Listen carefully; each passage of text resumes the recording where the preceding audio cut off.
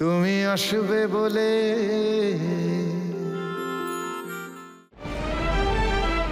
ছাড়ো হাতটা। রাহুল, কি হচ্ছে নন্দিনী? আমার কথাটা তো একবার শোনো। আমার কিছু শোনার নেই রাহুল। আছে, 100 বার আছে, 1000 বার আছে। রাহুল, তুমি মেয়েকে একটা কথা দিয়ে তুমি রাখতে পারলে না।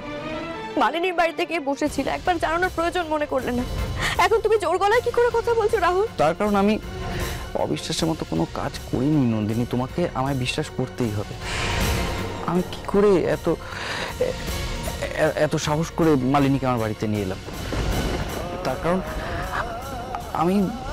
আমি জানতাম তুমি আমাকে অবিশ্বাস করবে না। অন্তত আমি জানতাম যে তুমি একটা মেয়ে হয়ে আরেকটা মেয়ের ক্রাইসিসটা বুঝবে, আর তুমি বুঝেও চাই নো দ্যাট।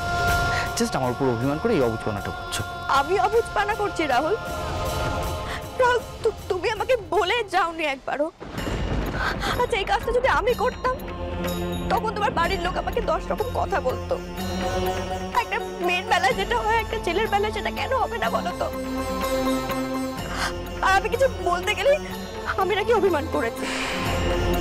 হ্যাঁ, আমি অভিমান করেছি। আমি খারাপ লেগেছে রাহুল।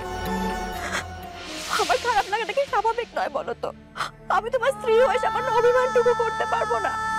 আমার কি সেই অধিকারটাই নেই নাকি? তুমি কোথায় যাচ্ছ, কাকে বাড়িতে নিয়ে আসছো সেসব জানার আমার কোনো অধিকারই নেই। এই শোনো, আমার জীবনে যদি কারো কোনো অধিকার থেকে থাকে সেটা শুধু তোমার নন্দিনী। আমি আমার জীবনের স্ত্রী হিসেবে যদি কাউকে চেয়ে থাকি সেটা তুমি নন্দিনী। আমি যদি কারো বাবা হয়ে থাকি সেটা শুধু ঝুমঝুমির নন্দিনী। কি করে আমাদের মধ্যেকার বিশ্বাসটা এতটা ঠুনকো হয়ে গেল? কেন হয়ে গেল? এই বিশ্বাস নিয়ে আমরা গোটা জীবন কাটাতে পারবো?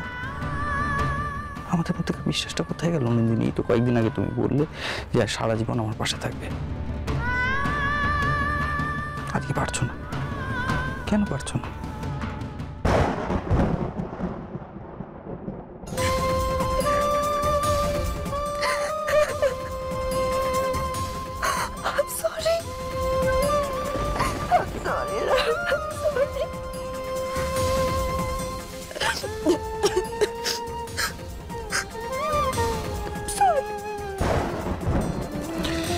বিশ্বাস করো নন্দিনী, আমি মালিনীকে নিয়ে জানতে চাই না তুমি কেন ওদেরকে নিয়ে এসছো।